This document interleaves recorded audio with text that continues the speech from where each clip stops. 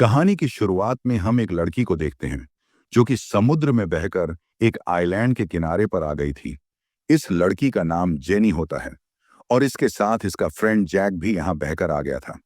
वो उसके पास जाकर उसे चेक करती है तो पता चलता है कि वह बुरी तरह से जख्मी था और कुछ ही देर में वह मर जाता है। यह देखकर वह काफी परेशान हो जाती है और बाद में उसकी बॉडी को वहीं पर छोड़कर वह उस आइलैंड को सर्च करने लगती है।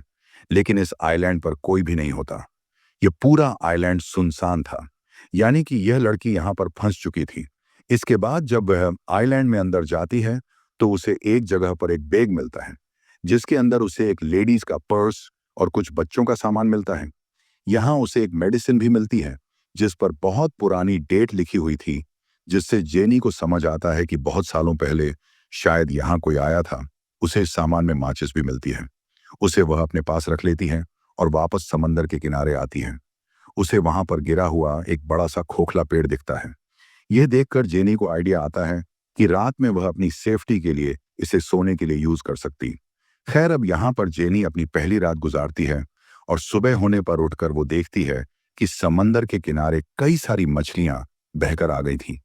उसमें एक छोटी शार्क भी थी जिसका आधा शरीर खाया हुआ था। वो यहाँ से अपने खाने के लिए कुछ मछलियां ले लेती हैं। तभी जेनी की नजर एक जगह पर जाती है जहां पर कि 3 लोगों की कब्र थी। यह देखकर जेनी अपने दोस्त के लिए भी एक कब्र खोदी है क्योंकि उसके दोस्त की बॉडी सड़ने लगी थी। खैर, अब अगले दिन जेनी जब आइलैंड का चक्कर लगा रही होती है तो वह देखती है कि किसी ने उसके दोस्त की बॉडी को निकालकर आधा खा लिया है। यह देखकर जेनी काफी घबरा जाती है। उसे कुछ समझ नहीं आता कि आखिर यह किसने किया होगा। उसे लगता है कि जरूर यह काम किसी जानवर का है जो कि इस आइलैंड पर रहता होगा। इसलिए वह एक लकड़ी उठाकर उसको नुकीला करती है और अपने लिए एक हथियार बनाती है। इसके बाद वह आइलैंड के बाहर बैठकर उस जानवर का इंतजार करने लगती है। अब रात हो जाती है और अब जेनी को नींद आने लगती है, लेकिन वह जानवर अभी तक यहाँ नहीं आया था।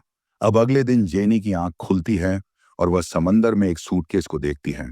वो सूटकेस को लेने के बारे में सोचती है, इसीलिए वह समुद्र में जाकर उस सूटकेस को ले लेती है। तभी उसे नीचे कुछ महसूस होता है, इसलिए वह नीचे जाकर देखती है तो यहाँ पर उसे एक बड़ा सा होल दिखता है जिसे देखकर वह काफी हैरान हो जाती है। अब वह बाहर आकर उस सूटकेस को खोलकर देखती है। उसके अंदर उसे कुछ जूते और कुछ कपड़े मिलते हैं जिसे वह पहन लेती है। जब रात होती है तो जेनी उस सामान को चेक करने लगती है और उसे उसमें कुछ फोटोज दिखते हैं। वो उन्हें देखने लगती है और समझ जाती है कि यहाँ पर कोई फैमिली छुट्टियां बिताने के लिए आई थी, जिसमें एक कपल और उनके 2 बच्चे थे। तभी जेनी के ऊपर से एक प्लेन गुजरता है।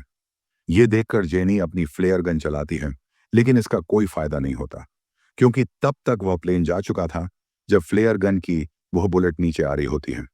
तभी जेनी देखती है कि उसकी परछाई में उसे कोई क्रिएचर दिखाई देता है।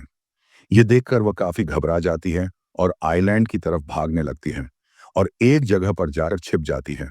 वो क्रिएचर यहाँ आकर जेनी को ढूंढने लगता है। इससे जेनी और भी डर जाती है और आज की रात इसी तरह से बीत जाती है।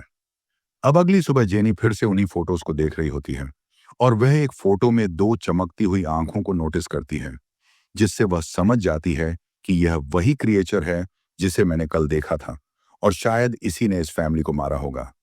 यह देखकर जेनी और भी ज्यादा डर जाती है और अब वह किसी भी तरह से इस आइलैंड से निकलना चाहती थी। अब इसके बाद वह सूटकेस को खोलती है और उसमें अपनी लाइफ जैकेट डालती है ताकि उसके सहारे वह तैरकर यहाँ से बाहर निकल जाए। इसके बाद वह सूटकेस में बैठकर यहाँ से निकलने की कोशिश करती है, लेकिन वह सूटकेस पलट जाता है। अब उसका यह प्लान फेल हो चुका था, इसलिए वह वापस उसी आइलैंड पर आ जाती है। लेकिन अब उसे उस क्रिएचर से बचने के लिए कोई सेफ जगह चाहिए थी, इसीलिए वह गिरा हुआ पेड़ का यूज करती है जिसे हमने मूवी की शुरू में देखा था।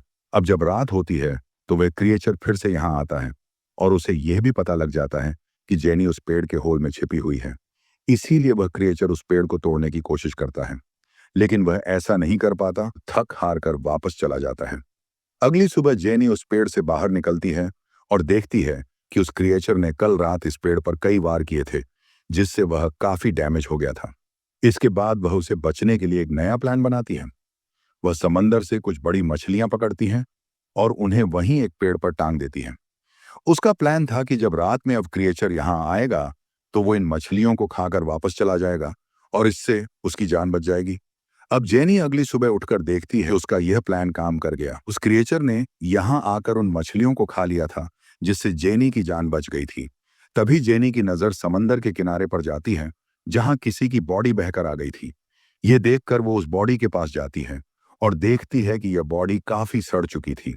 यह देखकर उसके मन में एक आइडिया आता है और वह इस बॉडी को भी वहीं पेड़ पर लटका देती है, ताकि वह क्रिएचर उस बॉडी को ही आकर खाए और चला जाए।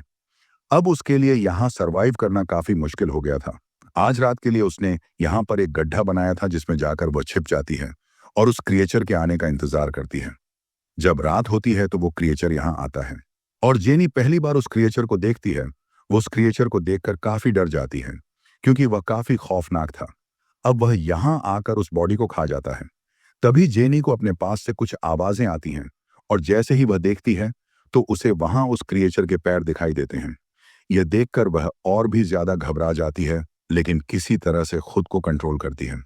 अब अगली सुबह जब जेनी उठती है तो वह अपने लिए एक सेफ जगह चाहती थी। अब क्योंकि उसने उस क्रिएचर की हाइट देख ली थी, इसीलिए वह अपने लिए पेड़ के ऊपर एक झूला तैयार करती है। इसके बाद वह उस झूले में जाकर बैठ जाती है। अब जब रात होती है तो वह क्रिएचर फिर से यहाँ आता है और उसे यहाँ जेनी के होने का एहसास हो जाता है।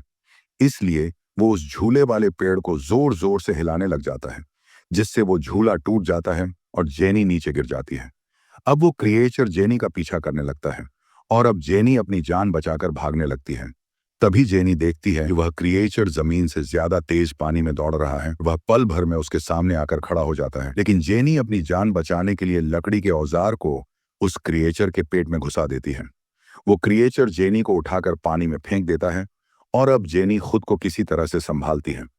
फिर जेनी देखती है कि वह क्रिएचर यहाँ से जा चुका है और अब वह पानी से बाहर आ जाती है और वहीं एक पेड़ पर जाकर छिप जाती है। अगली सुबह जब जेनी उठती है कि उसका पैर काफी जख्मी हो चुका था, इसलिए वह खुद को साफ करने के लिए समंदर में जाती है।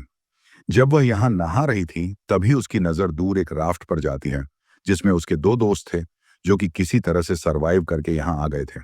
उनका नाम ल्यूकस और मिया होता है। इन्हें देखकर जेनी काफी खुश होती है। अब ये जेनी के पास आकर बैठ जाते हैं और जेनी उन्हें खाने के लिए कुछ मछलियां देती हैं। वह यहाँ पर इन्हें उस क्रिएचर के बारे में बताती है। वह कहती है कि हमें जल्द से जल्द यहाँ से निकलना होगा, क्योंकि मैं यहाँ पिछले 7 दिनों से फंसी हुई हूँ। लेकिन ल्यूकस और मिया उसकी बातों पर विश्वास नहीं करते। उन्हें लगता है यह झूठ बोल रही है। वह कहते हैं कि हम पिछले 5 दिनों से समंदर में भटक रहे थे और अब जाकर हमें यह आइलैंड मिला है। ये दोनों यहाँ से नहीं जाना चाहते थे। अब जेनी उन्हें वो तस्वीरें भी दिखाती है जिनमें वह क्रिएचर साफ दिखाई दे रहा था, लेकिन फिर भी वो दोनों यहाँ से नहीं जाना चाहते थे। जेनी समझ जाती है कि यह उसकी बात नहीं मानेंगे। अब इसीलिए वह इनसे छिपकर इनकी राफ्ट लेकर यहाँ से भागने का प्लान बनाती है। वो उनकी राफ्ट लेकर यहाँ से निकलने की कोशिश करती है, लेकिन वो दोनों इसे पकड़ लेते हैं। मिया जेनी पर अटैक कर देती है, जिससे वो बेहोश हो जाती है। जब उसकी आंख खुलती है तो वह खुद को बंधा हुआ पाती है और अब रात हो चुकी थी, इसीलिए वह ल्यूकस को मनाकर उसे खोलने के लिए कहती है, लेकिन ल्यूकस और मिया उसकी कोई बात नहीं सुनते। इसके बाद मिया उस आइलैंड पर घूमने के लिए जाती हैं और ल्यूकस वहीं जेनी के पास रुकता है। इधर जब मिया वॉक कर रही थी तो वह क्रिएचर पानी से निकलकर उस पर अटैक कर देता है। उसकी आवाज सुनकर ल्यूकस तुरंत वहां पर जाता है, लेकिन वो क्रिएचर मिया को पानी में खींच कर ले जाता है और उसे मार देता है। यह देखकर ल्यूकस बहुत डर जाता है। वो डर कर एक पेड़ पर चढ़ जाता है। अब सुबह हो जाती है, लेकिन ल्यूकस उस पेड़ से नीचे नहीं आता। अब उसे जेनी की बात समझ आ चुकी थी। जेनी उससे कहती है कि देखो, वो क्रिएचर सिर्फ रात में आता है, वो दिन में बाहर नहीं निकलता। यह बात सुनकर ल्यूकस पेड़ से नीचे आता है। अब जेनी ल्यूकस से कहती है कि हमें जल्द से जल्द इस आइलैंड से निकलना होगा। अब ल्यूकस उसकी बात मानने के लिए तैयार था। अब ये लोग कुछ मछलियां और कुछ नारियल अपने साथ ले लेते हैं। वो अपने सभी सरवाइव करने के सामान को रख लेते हैं। यहाँ पर ल्यूकस काफी डरा हुआ था।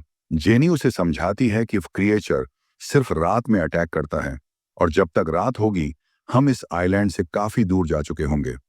इसके बाद जेनी जाकर उस राफ्ट में बैठ जाती है, जहां पर उसे कुछ खून बिखरा हुआ दिखाई देता है, जहां पर वह समझ जाती है पिछले 5 दिनों में इन दोनों ने सरवाइव करने के लिए जरूर किसी अपने इंसानी साथी को मारकर खाया होगा। अब यह लोग जैसे ही अपनी राफ्ट से यहाँ से निकलने लगते हैं ल्यूकस को पानी में वही क्रिएचर दिखाई देता है।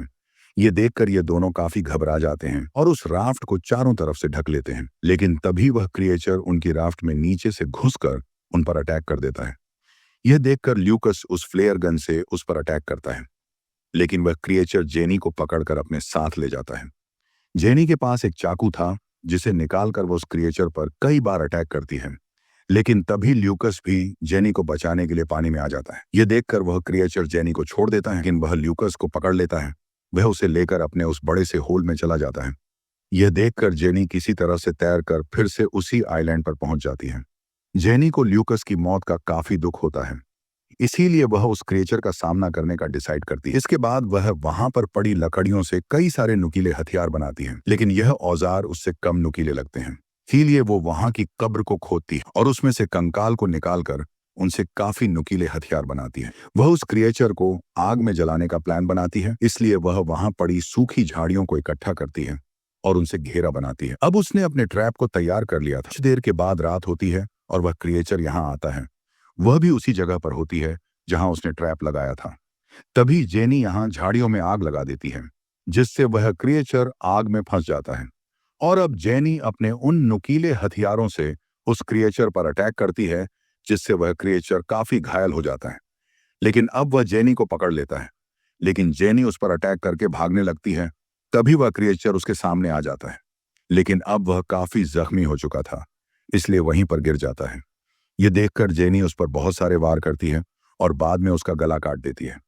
इसके बाद अब हम देखते हैं जहां जेनी ने आग लगाई थी उससे पूरा आइलैंड जलने लगा था। यानी कि अब इतनी बड़ी आग को देखकर कोई ना कोई आग बुझाने आएगा और उसका प्लान काम कर गया था। और साथ में जेनी भी यहां से बचकर बाहर निकल जाएगी। इसी के साथ ये मूवी यहां पर खत्म हो जाती है।